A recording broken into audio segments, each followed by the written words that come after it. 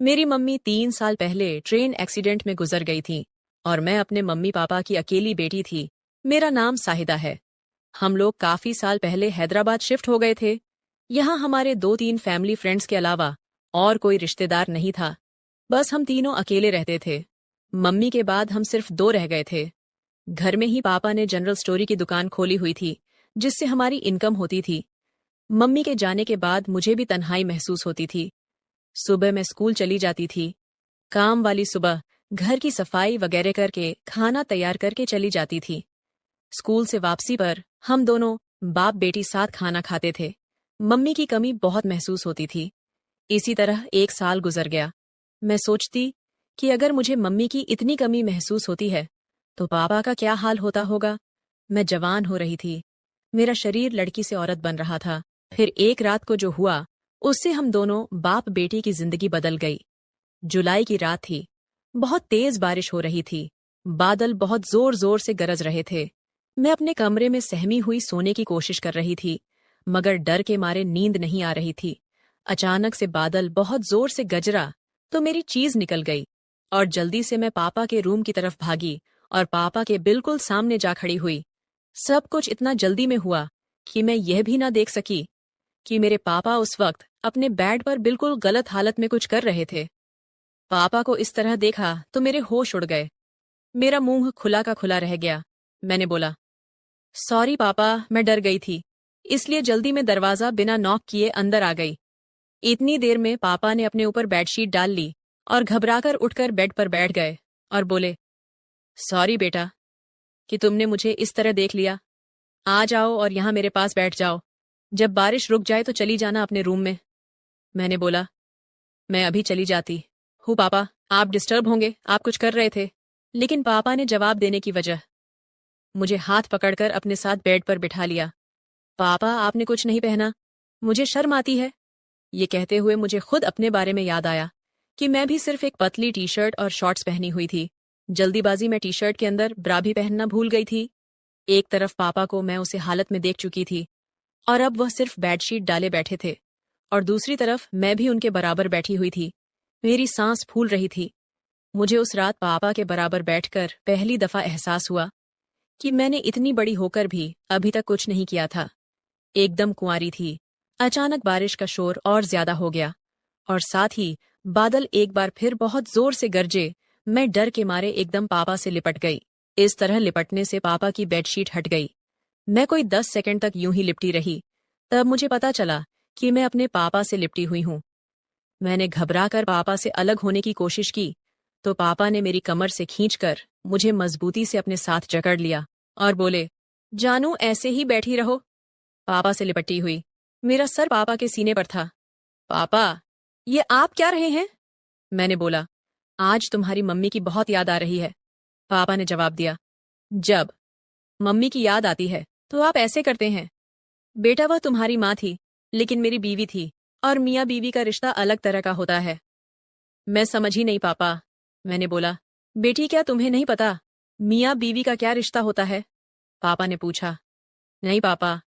मैंने बोला, अब मैं तुम्हें कैसे बताऊं कि मियाँ बीवी में क्या रिश्ता होता है, और इसी रिश्ते की वजह से तुम पैदा हुई और आज तुम यहाँ मेरे साथ बैठी हो। मैंने पूछा, वह कैसे? पापा, मेरी समझ में अब भी नहीं आ रहा था। पापा बोले, शादी के बाद मियाँ अपनी बीवी के साथ कुछ करता है तो फिर 9 महीने बाद बच्चा पैदा होता है। मैं बोली, पापा, अभी भी समझ नहीं आया। पापा बोले, अब इससे आगे मैं जो तुम्हें बताऊंगा उसके लिए तुम्हें भी मेरी तरह कपड़े उतारने पड़ेंगे। क्या तुम तैयार हो? मैं पापा की बात सुनकर पूरी तरह शर्मा गई और कुछ न बोल पाई। मैं कुछ समझ कर बोल पाती उससे पहले ही पापा ने मेरी टी शर्ट निकल दी। आज मेरे अपने पापा जो कुछ भी मेरे साथ करने जा रहे थे, ये मेरी जिंदगी का सबसे अनोखा तजुर्बा था। अब पापा अपनी बेटी के साथ वह करने जा रहे हैं जो पापा मेरी मम्मी के साथ करते थे, और पापा फुल मस्ती में थे। मेरी नजरें पापा की नजरों से मिली और मैंने शर्म से आंख बंद कर ली। आज मैं अपने ही सगे अब्बू से यह सब करवा रही हूँ। हम दोनों बाप बेटी कुछ देर तक लिपटे रहे।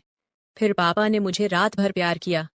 कुंवारी होने की वजह से पहले मुझे बहुत दर्द हुआ। मैं बहुत रोई और चिल्लाई, लेकिन धीरे धीरे पापा के प्यार करते रहने से मैं ठीक होने लगी। दर्द अब बिल्कुल खत्म हो गया था और उसकी जगह अब मुझे इतना मजा आ रहा था कि मैं बता नहीं सकती। पसीने में हम दोनों नहा चुके थे। तो दोस्तों, यह थी मेरी कहानी। अगर आपको पसंद आई हो तो लाइक कर दीजिए, दोस्तों से शेयर करना ना भूलें। मेरा 20 साल का नौकर रामू हमेशा मेरे आगे पीछे घूमता रहता था। मैंने उसे छोटा समझा था, लेकिन एक दिन उसने मुझसे कहा, मालकिन, मुझे छोटा समझने की गलती मत कीजिए। उस रात जब मैंने उसे देखा तो मैं आश्चर्यचकित हो गई थी, क्योंकि उस रात रामू ने 20 साल के लड़के की तरह नहीं, बल्कि 30 साल के आदमी की तरह मेरा। हेलो दोस्तों, आज की इस अनोखी कहानी में आप सभी का स्वागत है। जब से रामू मेरे पास सोने लगा था, तब से मेरे शरीर में बदलाव आने लगे थे। मुझे लगा था कि रामू छोटा है और उसे कुछ समझ नहीं आता होगा, लेकिन धीरे धीरे उसके असली रंग मुझे दिखने लगे। मैंने कभी सोचा भी नहीं था कि 20 साल का लड़का मेरी तरह की 40 साल की महिला को इतना सुख दे सकता है। रामू 20 साल का था। उसे मैं गांव से अपने घर काम के लिए लाई थी। मेरे घर में सिर्फ मैं और मेरा 1 साल का बेटा था। जब मैं काम पर जाती थी तो रामू मेरे बच्चे की देखभाल करता और वह मेरे घर में ही रहता था। मैं बिना शादी के मां बन गई थी। मेरे प्रेमी ने शादी का झांसा देकर मुझसे प्रेम का खेल खेला। जब मैं गर्भवती हो गई तो मैं उसके घर गई और वहां मैंने देखा कि उसकी शादी हो रही थी। उसने मुझसे प्रेम का नाटक किया और किसी और लड़की से शादी कर ली थी। मेरे पेट में पल रहे बच्चे को मारने का मेरा मन नहीं हुआ, और जब मैंने गर्भपात कराने का सोचा, तब तक समय निकल चुका था। मैं 5 महीने की गर्भवती हो चुकी थी। मेरे माता पिता ने मुझे और मेरे बच्चे को स्वीकारने से इनकार कर दिया। तब मैं अकेली रहने लगी। कई महीने पहले मैं अपने गांव गई थी, अपने दादा के 100वें जन्मदिन के लिए। मेरे दादा ने मुझे जन्मदिन का निमंत्रण भेजा था और इसलिए मैं गांव गई थी। मेरे बेटे को वहां सिर्फ मेरे दादा ने ही प्यार से गोद में लिया था। आरव उनके पास खेल रहा था। तभी ऑफिस से मेरा फोन आया और मैं कुछ देर के लिए फोन पर बात करने के लिए बाहर चली गई। जब मैं वापस आई तो मेरा आरव दादा के पास नहीं, बल्कि घर के एक नौकर के पास था। मैंने देखा कि आरव उस नौकर के पास अच्छे से खेल रहा था। मैंने अपने बच्चे को उस नौकर से लिया और वहां से जाने लगी। तभी उस नौकर ने मुझे रोका। वह कहने लगा, मालकिन, मुझे थोड़ी मदद चाहिए। मुझे पैसे की नहीं बल्कि काम की जरूरत है। उसने अपना परिचय दिया और कहा, मैं रामू हूं। मैं इस घर में गाय भैंस के गौशाले की सफाई का काम करता था, लेकिन अब बड़े साहब गाय भैंस बेचने की बात कर रहे हैं। अगर आपके पास कोई काम हो तो दीजिए। मुझे काम की बहुत जरूरत है। मेरे माता पिता भी मजदूरी करते हैं। मुझे काम की बहुत जरूरत है। तब मैंने कहा, मेरे बच्चे की देखभाल का काम है, लेकिन इसके लिए तुम्हें शहर चलना होगा। इस काम के लिए मैं तुम्हें 5,000 रुपये महीना दूंगी। रामू मेरे साथ शहर आने के लिए तैयार हो गया। आरव उसके साथ अच्छे से रहता था और यह देखकर मैंने रामू को अपने घर लाने का फैसला किया। रामू तब से मेरे घर में ही रहने लगा। उसने कहा कि हर 4 महीने बाद जब थोड़े पैसे जमा हो जाएंगे, तब वह अपने गांव जाएगा। रामू दिन भर मेरे बच्चे की अच्छे से देखभाल करता और घर के कामों में भी मेरी मदद करता। रामू को घर आए 1 महीना हो चुका था और इस 1 महीने में उसने मेरा दिल जीत लिया था। उसकी देखभाल से मेरे बेटे की सेहत भी सुधर गई थी। जो आरव मुझे परेशान करता था, अब वह रामू के हाथों से अच्छे से खाना खाता था। मैंने रामू को एक अलग कमरा दिया था। एक दिन रात में आरव बहुत रोने लगा। किसी भी तरह से वह शांत नहीं हो रहा था। बच्चे के रोने की आवाज सुनकर रामू मेरे कमरे में आया और उसने आरव को मुझसे ले लिया।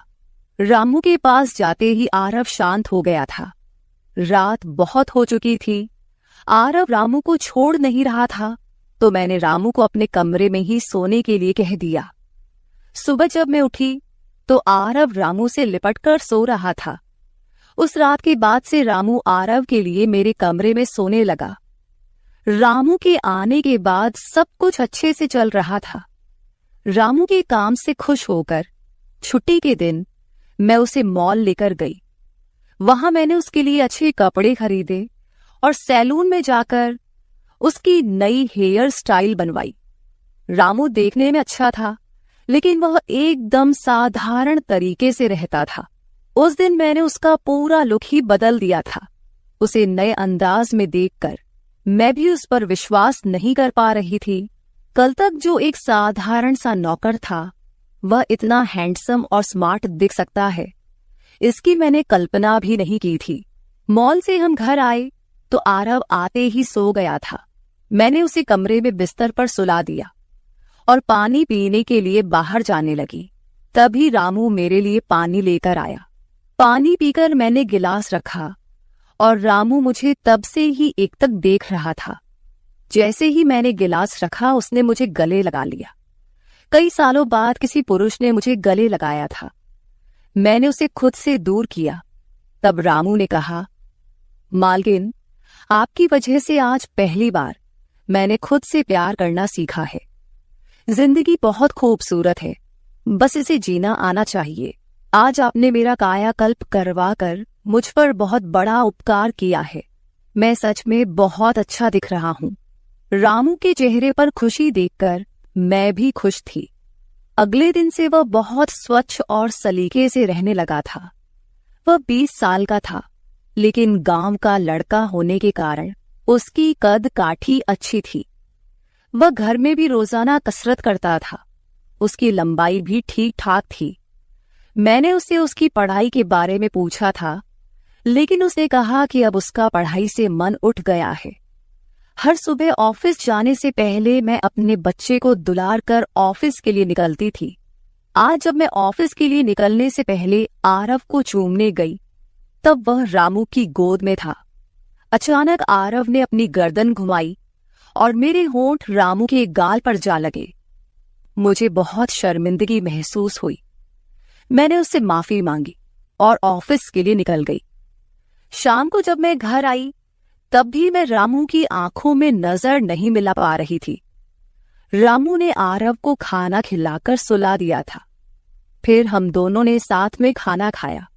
खाना खत्म करने के बाद मैं अपने कमरे में गई।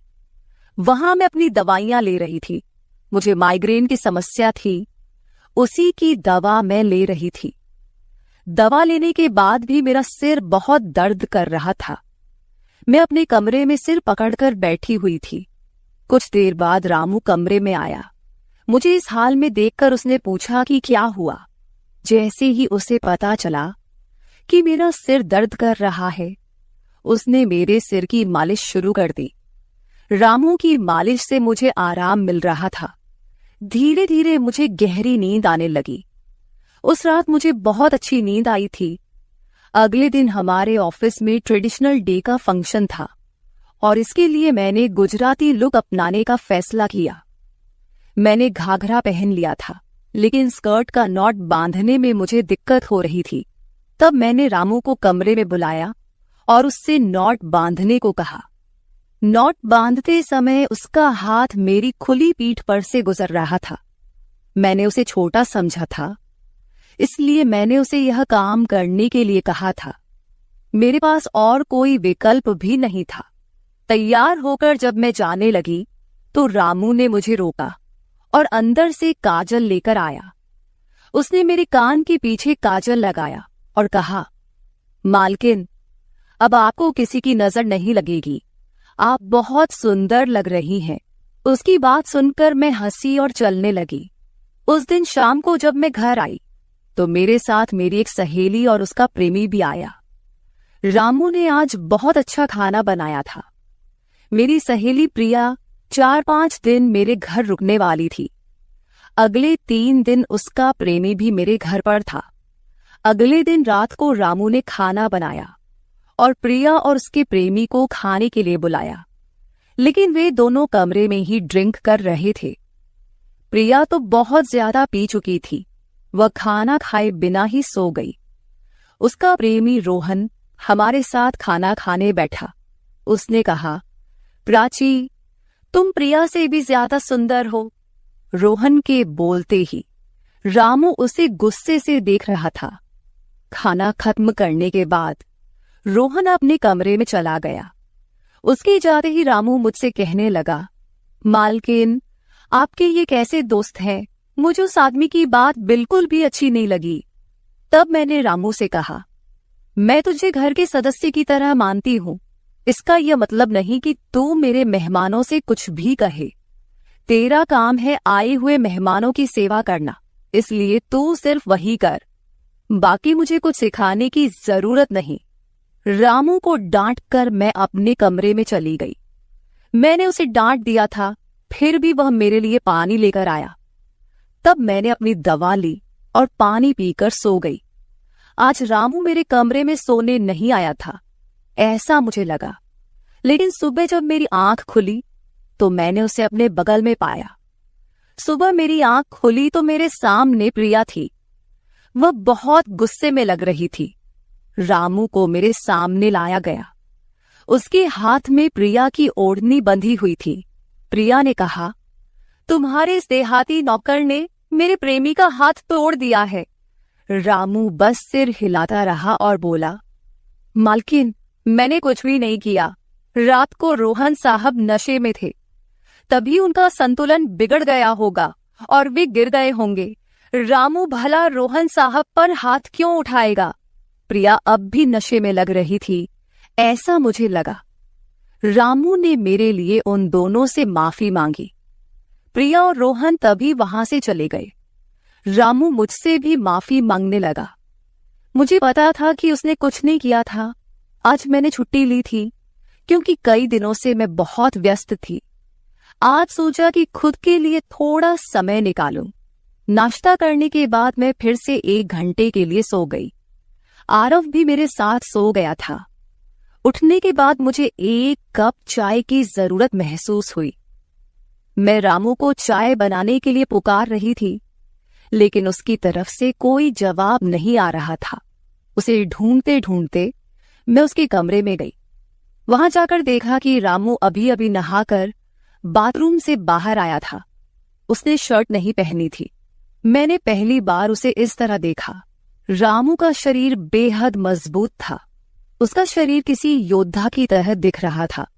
मैं उसे टकटकी लगाकर देख रही थी। मुझे उस वक्त कोई होश नहीं था। कई सालों बाद मैं किसी जवान पुरुष को इस तरह बिना कपड़ों के देख रही थी। मैं उसे टकटकी लगाए देख रही थी। तभी रामू ने मुझे आवाज दी।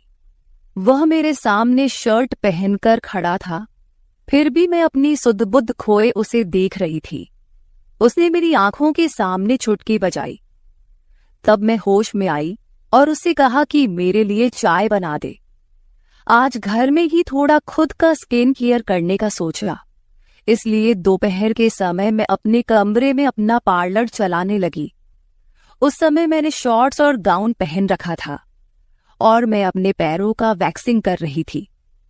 वैक्सिंग करते समय गलती से मैंने थोड़ा ज्यादा गर्म वैक्स अपने पैर पर लगा लिया, जिससे जलन हुई और मेरे मुंह से तेज आवाज निकल गई। मेरी आवाज सुनकर रामू दौड़ता हुआ मेरे कमरे में आया। उसने मेरे जले हुए पैर को देखा।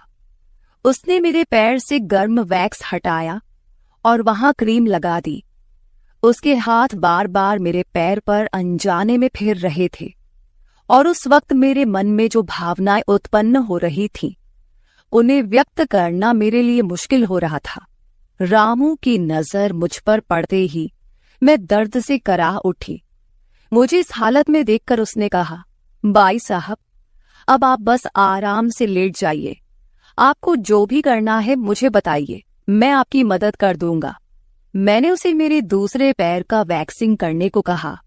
रामू ने जैसा मैंने बताया वैसा ही किया। उसने मेरे चेहरे की मसाज भी कर दी। उसके स्पर्श से मुझे बहुत आराम मिला। आज का छुट्टी का दिन मेरे लिए आरामदायक बीता। रामू में हर गुण भरा हुआ था। वह किसी भी काम में पीछे नहीं था।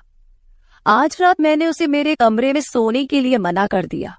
दिन भर मैं घर में नहीं होती, कम से कम रात को तो मुझे मेरे बच्चे के साथ अकेले समय बिताना चाहिए। हर बार रामू का आना मुझे पसंद नहीं था, इसलिए मैंने उसे कमरे में सोने के लिए मना कर दिया। इस तरह दिन बीतने लगे। कुछ दिनों तक रामू के बिना आरव रात को सो नहीं पाता था, लेकिन धीरे धीरे उसने रोना बंद कर दिया। मुझे अपने अंदर कुछ बदलाव महसूस होने लगे थे। सुबह उठते ही मेरा शरीर बहुत दुखने लगता था। अचानक ये सब क्यों हो रहा है, समझ नहीं आ रहा था।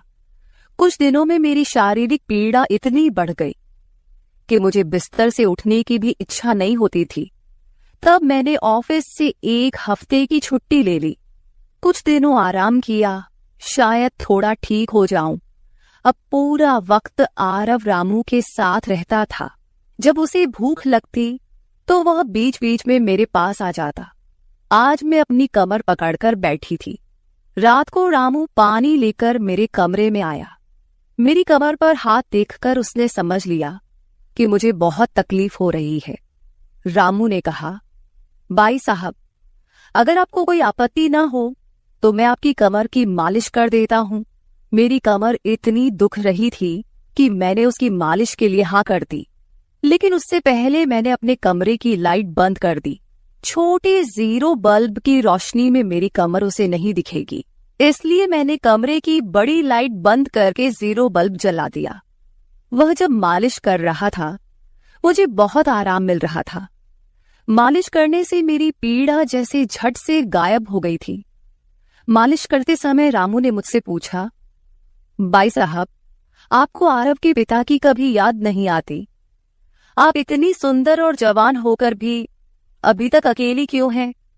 उसके सवाल का मेरे पास कोई सही उत्तर नहीं था। मैंने उससे कहा कि शायद तुम्हारे सवाल का उत्तर मेरे पास नहीं है। उस सवाल पर वहीं विराम लग गया। रामू की मालिश से मुझे अच्छी नींद आ गई थी। अगले 2 दिन बाद वह तारीख थी जब मैंने अपने प्रेमी से मुलाकात की थी।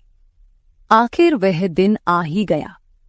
उस दिन मैंने दिन भर अपने मन को किसी न किसी काम में व्यस्त रखने की कोशिश की, लेकिन रात के अंधेरे में मुझे अपने प्रेमी की बहुत याद आ रही थी। आज वह मेरे साथ नहीं था, लेकिन वह मेरे बच्चे का पिता था। आरव को देखकर मुझे रोज उसकी याद आती थी और आज मैं अपनी भावनाओं को छुपा नहीं पाई। मैं अपने कमरे में जोर जोर से रोने लगी। आरव पास में सो रहा था, इसका भी मुझे ध्यान नहीं रहा। मैंने आज अपनी दवाइयां भी नहीं ली थीं। रामू पानी लेकर मेरे कमरे में आया। मुझे रोते हुए देखकर उसने मुझे पानी पिलाया। जब मैं शांत हुई तो उसने मुझे दवाइयां दी। मेरे रोने की आवाज से आरव हल्का हिलने लगा। वह जाग न जाए, इसलिए रामू मुझे अपने कमरे में ले गया। वहां जाकर मैंने उसे कसकर गले लगा लिया। ऐसा लग रहा था कि मैंने अपना होश खो दिया था। मेरा रोने का कारण सुनकर रामू भी शांत हो गया था। वह लगातार मेरे आंसू पोंछ रहा था। रोते रोते मैंने उसका कंधा पकड़ लिया। धीरे धीरे मैंने उसे और करीब खींच लिया। मैंने उससे कहा, रामू, आज की रात मैं तुम्हारे साथ बिताना चाहती हूं। तब रामू ने कहा, भाई साहब, मैं अभी छोटा हूं, मुझे कुछ भी नहीं आएगा। उसकी बात सुनकर मैंने उसे और पास खींच लिया। उस रात मैं उसके कमरे में थी, लेकिन सुबह जब मैं उठी तो वह मेरे पास नहीं था। उसकी शर्ट वहीं पड़ी हुई थी। जब मैं बाहर गई तो मैंने देखा कि रामू मेरे बच्चे को दूध और बिस्किट खिला रहा था। मुझे आरव का ख्याल नहीं आया था, लेकिन रामू ने नहीं भुलाया। उसने हम दोनों माँ बेटे को खुश कर दिया था। रात की थकान के बाद मैं सुबह देर से उठी थी। दिन भर रामू ने मुझसे नजरें नहीं मिलाई। आज प्रिया मुझसे मिलने घर आई थी। वह रामू की तरफ देख भी नहीं रही थी। रामू ने उसे पानी दिया और कमरे से बाहर चला गया। थोड़ी देर बातें करने के बाद प्रिया जाने लगी। जाते समय उसने मुझसे कहा, जितनी जल्दी हो सके अपने नौकर को यहां से निकाल दो। वह दिखने में जितना मासूम लगता है उतना है नहीं। उसकी बात का मैंने खास ध्यान नहीं दिया। रोज की तरह रात को खाना खाने के बाद रामू ने मुझे पानी का गिलास मेरे कमरे में लाकर दिया और उसने आरव को भी सुला दिया था। आरव आज बाहर हॉल में झूले में सो रहा था। रामू उसकी देखभाल कर रहा था। मैंने अपने कमरे की लाइट बंद कर दी और सो गई। कुछ समय बाद मुझे आरव की आवाज सुनाई दी। उसकी आवाज से मेरी नींद खुली। मैं उठने वाली थी कि तभी उसकी रोने की आवाज बंद हो गई। कुछ समय बाद मुझे अपने कमरे का दरवाजा खुलने की आवाज सुनाई दी। मैं चुपचाप सब देख रही थी। रामू मेरे कमरे में आया था। उसने मेरे पास आकर यह देखने की कोशिश की कि मैं सो रही हूं या नहीं, और फिर उसने मेरा मोबाइल उठाया। उसकी वह खोजबीन देखकर मैंने जल्दी से कमरे की लाइट ऑन कर दी। मुझे जागता हुआ देखकर वह चौंक गया। मैंने उसके हाथ से अपना मोबाइल छीन लिया। मैंने उससे कहा, रामू, यह सब क्या चल रहा है? तुम इस वक्त यहां क्या कर रहे हो? वह कुछ नहीं कहकर वहां से जाने लगा, लेकिन मैंने उसे इतनी आसानी से छोड़ने का इरादा नहीं किया था। मैंने उसे उसका वीडियो दिखाया जिसमें वह प्रिया के बॉयफ्रेंड पर हाथ उठा रहा था।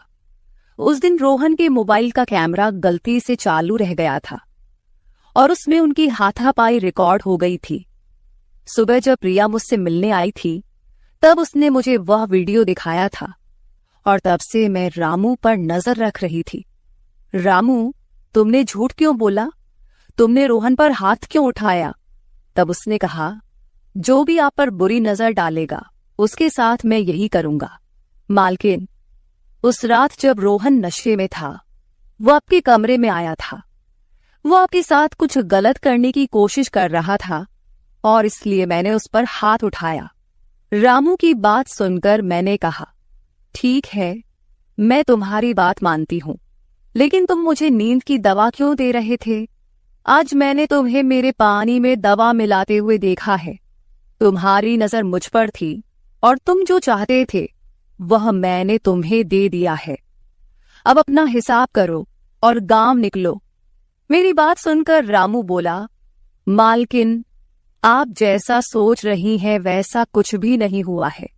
कल रात मैंने आपके साथ कुछ भी गलत नहीं किया। मैंने आपके पानी में नींद की दवा मिलाई थी जिससे आप मेरे पास आते ही सो गई थीं और मुझे आपके साथ कुछ भी गलत नहीं करना था।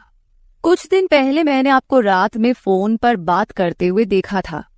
मैंने आपकी बातें सुनी थी।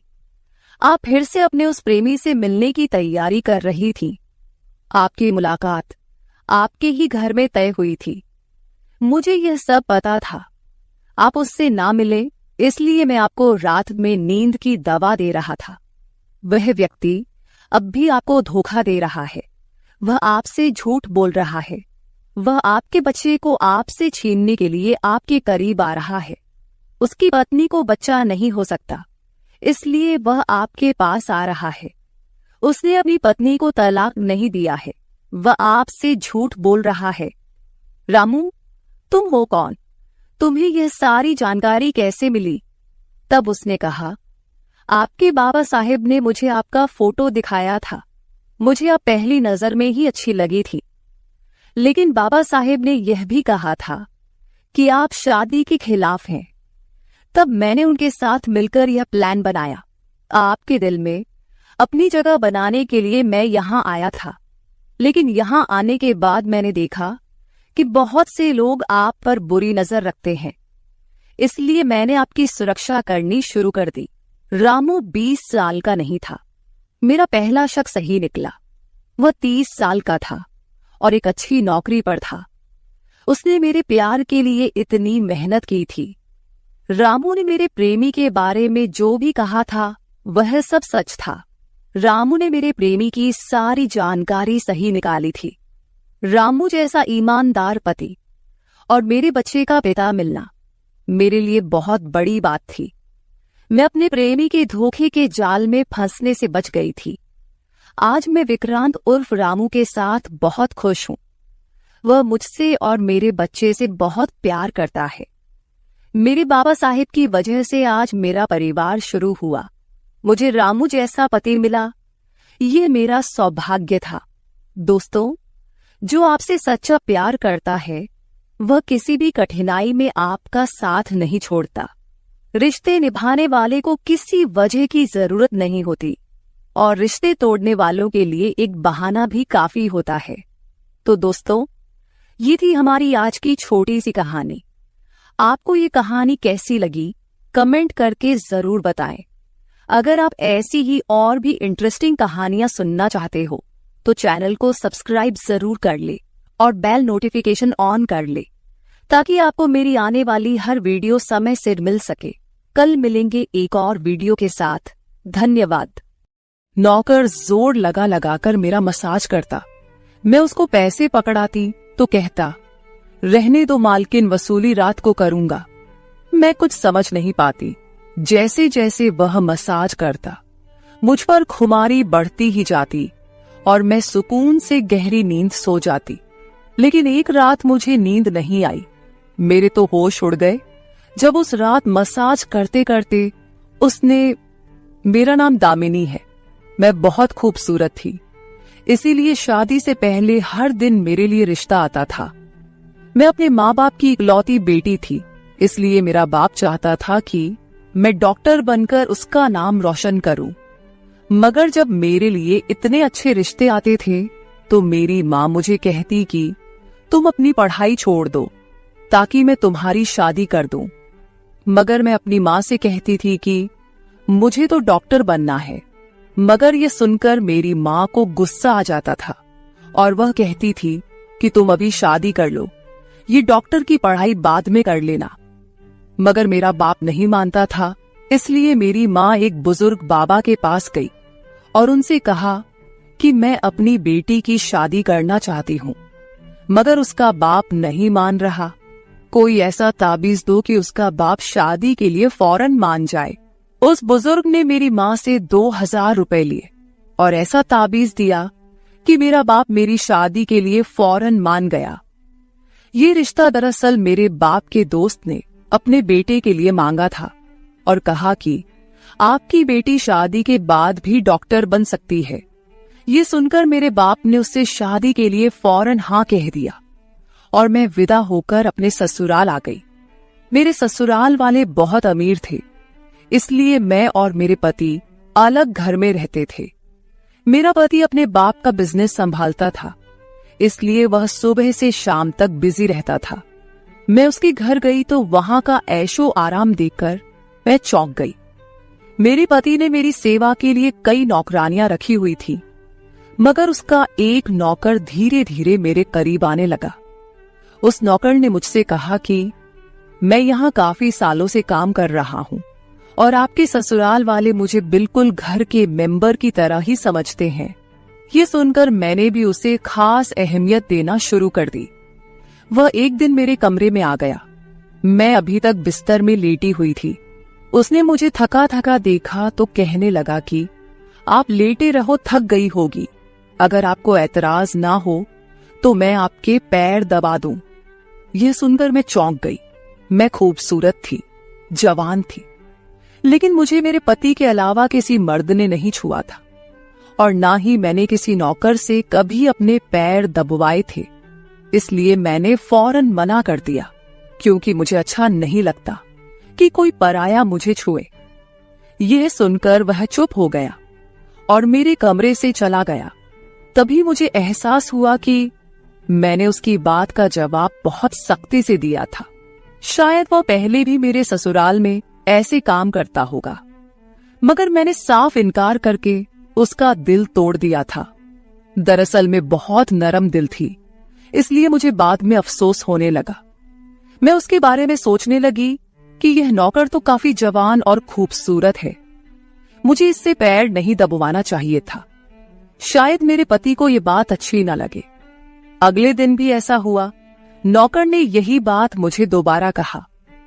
मैं उस दिन बहुत थकी हुई थी, इसलिए मैंने अपने पैर बिस्तर से नीचे कर लिए और उससे कहा कि तुम मेरे पैर दबा दो। यह सुनकर वह खुश हो गया और उसने मेरे पैर दबाने शुरू कर दिए। वह इतने धीरे धीरे पैर दबा रहा था कि मुझे फिर से नींद आने लगी। ये देखकर वह नौकर कहने लगा, मालकिन, आपको नींद आ रही है, आप बिस्तर पर लेट जाओ। मैं आपके पैर दबाता रहूंगा। मैं जैसे मदहोशी में थी, इसलिए फौरन बिस्तर पर लेट गई। वह नौकर बिस्तर पर आ गया और मेरे पैर दबाने लगा। उसके बाद मुझे होश नहीं रहा और मैं सो गई। मुझे नहीं पता था कि मैं कितने घंटे सोती रही। मेरी आंख खुली तो मैंने देखा कि वह नौकर अभी तक मेरे पैर दबा रहा था। ये देखकर मुझे उस पर तरस आ गया और मैंने हाथ बढ़ाकर अपना पर्स खोली और कुछ नोट निकाले और उस नौकर के हाथ में रख दिए। ये देखकर वह शर्माने लगा। मालकिन, आप मुझे पैसे देकर शर्मिंदा कर रही है। मेरी सैलरी अच्छी है, मुझे इन पैसों की जरूरत नहीं है। ये सुनकर मैंने उससे कहा कि यह पैसे तुम्हारी मेहनत के हैं। ये सुनकर उस नौकर ने मुझसे वह पैसे लिए और मेरे कमरे से निकल गया। मेरा पति रात को देर से आता था, इसलिए मैंने शाम को फिर उस नौकर को अपने कमरे में बुलाया और उसे कहा कि तुम्हारी मालिश से मुझे बहुत अच्छी नींद आती है, इसलिए जब तक मेरा पति घर नहीं आ जाता तब तक तुम मेरे कमरे में ही रहना। शायद नौकर को पैसे का लालच आ गया था, इसलिए वह मेरी बात सुनकर खुश हो गया और कहने लगा, मैं तो आपका मामूली सा नौकर हूँ, जैसा आप कहोगे मैं वैसा ही करूंगा। आपके पैर दबाता रहूंगा ताकि आपकी थकान उतर जाए और आपको सुकून मिले। ये सुनकर मैंने उससे कहा कि तुम्हारे हाथों में जादू है, इसलिए तो मेरी सारी थकावट उतर जाती है। एक दिन नौकर ने मुझसे कहा कि आपकी सास भी कभी कभी मुझसे मसाज करवा लेती थी। ये सुनकर मैं चौंक गई। मुझे मेरी सास ऐसी नहीं लगती थी, मगर वह नौकर झूठ बोलने वाला नहीं लगता था। मुझे ससुराल आए 1 महीना होने वाला था, इसलिए मैंने नौकरों को परख लिया था। वह मुझे हर बात सच ही कहता था। मेरे घर में नौकरानियां भी काम करती थी, मगर वह झूठी और बेईमान थी। वह मुझसे जो बात सुन लेती थी उसे पूरे मोहल्ले में मशहूर कर देती थी, इसलिए मैं उन्हें अपने कमरे में नहीं आने देती। ये नौकर इस घर का पुराना नौकर था, इसलिए मैं उस पर भरोसा करती थी। नौकर भी मेरे कमरे में आता था, मगर अपनी नजरें झुकाकर रखता था। वह मेरे जिस्म को हाथ लगाता, मगर उसकी नीयत खराब न थी। ऐसा हर रात होता था। एक दिन मैंने अपने पति से कहा कि जब से हमारी शादी हुई है हम कहीं घूमने फिरने नहीं गए। ये सुनकर मेरे पति ने कहा कि जब से हमारी शादी हुई है तुम भी तो हर वक्त नींद में रहती हो। मैं रात को घर आता हूँ तो तुम गहरी नींद में होती हो। दिन को मेरे पास वक्त नहीं होता और रात को मेरे घर आने से पहले तुम सो जाती हो। ये सुनकर मैं अपने दिल में सोचने लगी कि यह सब नौकर की मालिश की वजह से हो रहा था। मेरे पति की शिकायत सही थी। मुझे रोज रात को अपने पति के लिए जागना चाहिए था। उस दिन मैंने फैसला किया कि आज रात जब नौकर मुझे मालिश के लिए कहेगा तो मैं इनकार करूंगी, ताकि मुझे नींद ना आए और मैं अपने पति के आने तक जागती रहूं। शाम हुई तो मैंने नहाकर खुद को खूब तैयार किया और दुल्हन बनकर बिस्तर पर बैठ गई। नौकर मेरे कमरे में आया तो उसने मुझे मालिश के लिए पूछा, मगर मैंने साफ इनकार कर दिया। मेरी बात सुनकर वह कुछ उदास हो गया और वापस चला गया। कुछ देर बाद नौकर मेरे कमरे में आया तो उसके हाथ में दूध का गिलास था। मैंने खाना नहीं खाया था, इसलिए फौरन दूध पी ली और अपने पति का इंतजार करने लगी, मगर मुझे नींद आ गई और मैं सो गई। सुबह में जागी तो नौकर फौरन मेरे कमरे में आया और कहने लगा, मालकिन आपके लिए नाश्ता लेकर आऊं। ये सुनकर मैंने अपने पति के बिस्तर की तरफ देखा, वह खाली था। ये देखकर नौकर कहने लगा, मालिक को जरूरी काम था, वह नाश्ता करके चले गए। ये सुनकर मेरा मूड खराब हो गया। मैं रात भर उसका इंतजार करती रही, मगर वह सुबह होते ही ऑफिस चला गया। मैंने नौकर से कहा कि मेरे लिए चाय ले आओ। नौकर कमरे से बाहर निकल गया। तभी मैंने अपने जिस्म की तरफ देखा तो चौंक गई।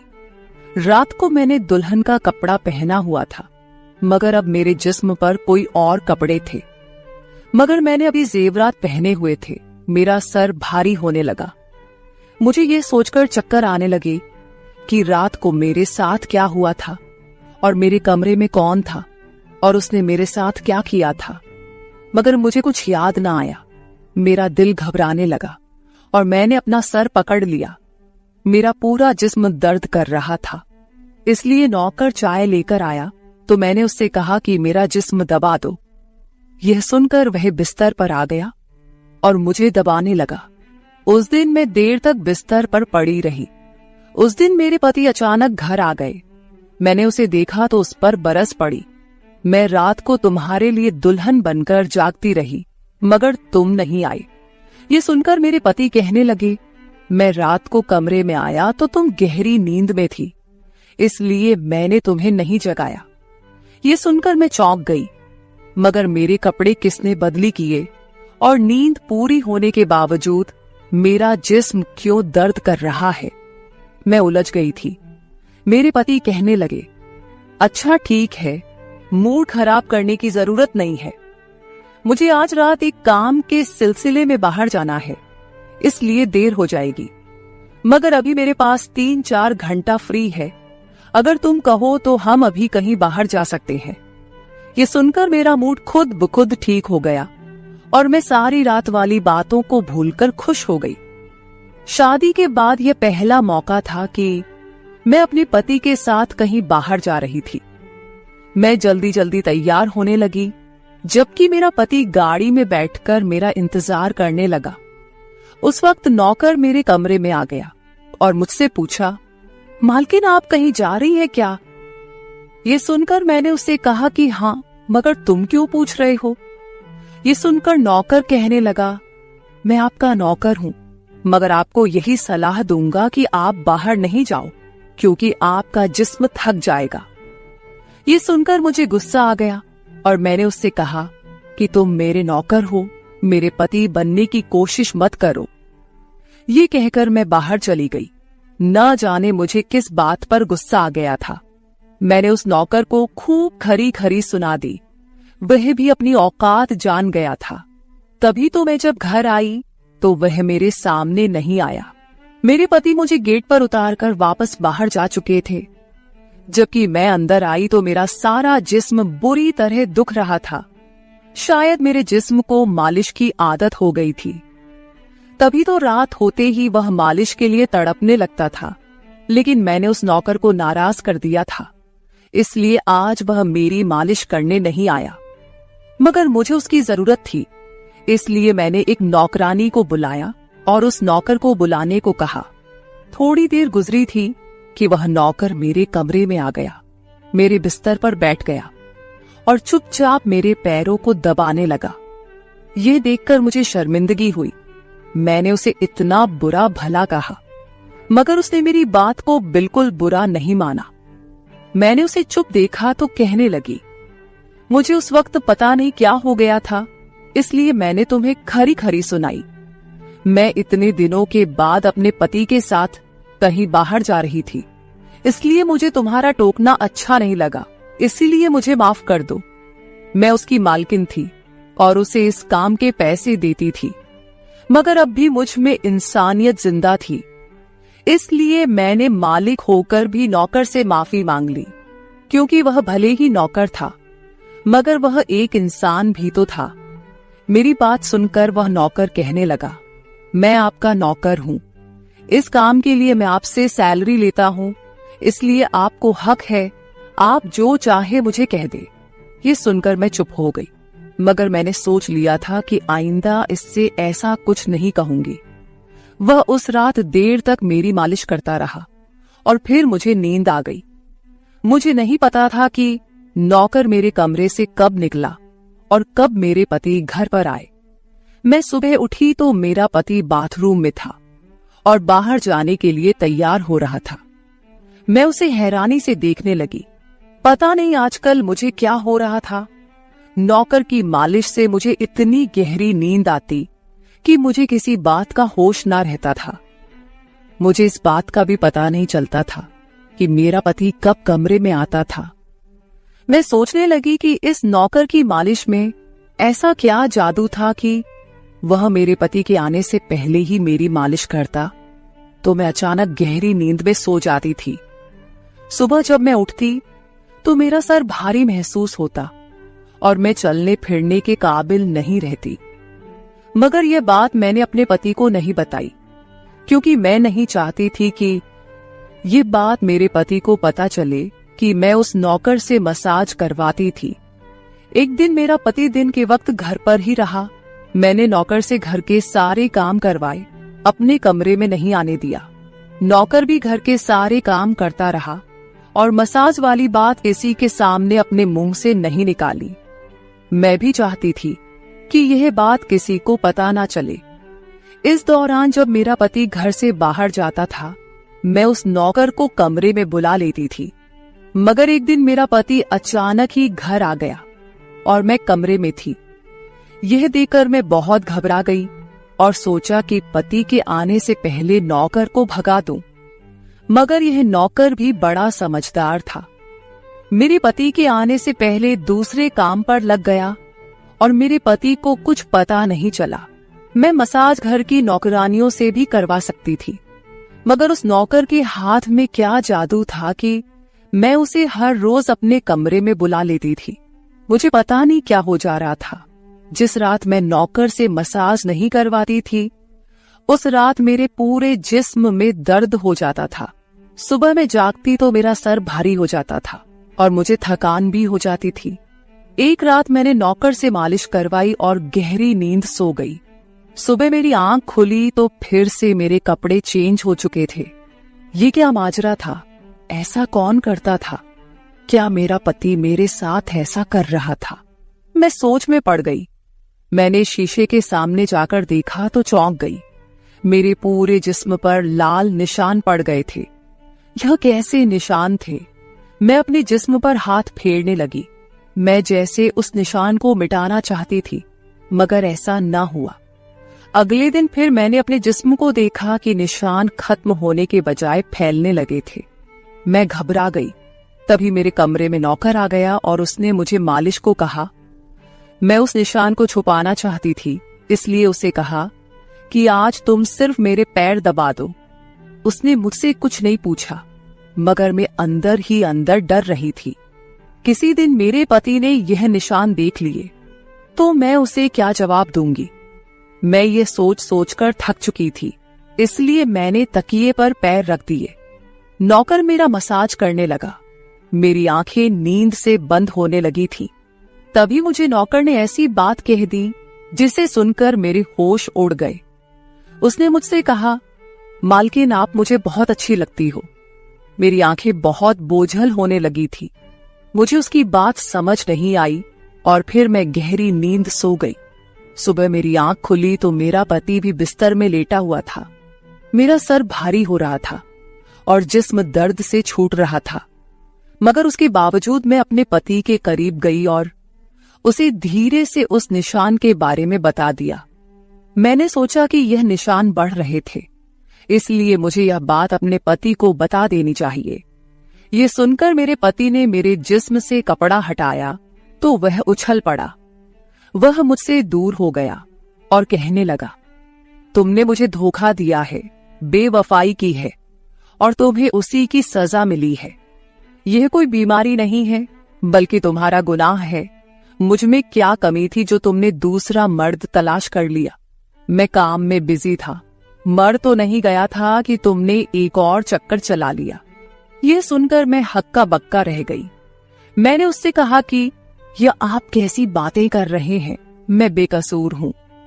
मगर मेरा पति हंसने लगा और कहने लगा, ये निशान बता रहे हैं कि तुम गुनहगार हो, इसीलिए मेरे घर से निकल जाओ। मैं तुम्हें तलाक के पेपर भेज दूंगा। उसने मुझे धक्के मार मार कर घर से निकाल दिया। मैं रोते हुए अपने माँ बाप के घर आ गई और उन्हें अपनी बेगुनाही का यकीन दिलाया। वे मेरे अपने थे, इसलिए उन्होंने यकीन कर लिया। उन्होंने कहा कि वह मेरे पति से बात करने जाएंगे, मगर उनके जाने से पहले ही तलाक के कागज आ गए और मेरी हंसती मुस्कुराती दुनिया उजड़ गई। मैं इसका जिम्मेदार किसको ठहराती? कोई भी तो नहीं था। मैं कई दिनों तक रोती रही। मुझे ऐसा लगने लगा था जैसे मैं मरने वाली थी। एक दिन मेरी माँ मेरे कमरे में आई और कहने लगी कि तुमसे कोई मिलने आया है। मैं भागकर गई कि शायद मेरे पति आए हों, उसे मेरी बेगुनाही का एहसास हो गया हो। मगर वहां मेरा पति नहीं था, बल्कि वही नौकर था जो उसके घर काम करता था। मैंने उसे आने का कारण पूछा तो वह कहने लगा, मैं आपके उन निशानों के बारे में जानता हूं। ये सुनकर मैं चौंक गई। मैंने उसको कसकर पकड़ा और उसकी शर्ट का बटन एक झटके से खोल दिया। मुझे अब समझ आया कि मेरे पति ने मुझ पर इतने गंदे इल्जाम क्यों लगाए थे। ये कहकर मैंने नौकर के सीने पर मुक्के मारने शुरू कर दिए। मैंने कहा, ये निशान मेरे जिस्म पर कैसे आए?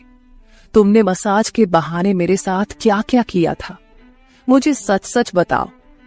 ये सुनकर नौकर ने मेरे दोनों हाथ पकड़ लिए और कहने लगा, मेरा नाम राजेंद्र है और मैं तुम्हारे साथ यूनिवर्सिटी में पढ़ता था, मगर मुझे तुमसे प्यार हो गया। मैं भी डॉक्टर बनना चाहता था और मैंने सोचा था कि जब हम दोनों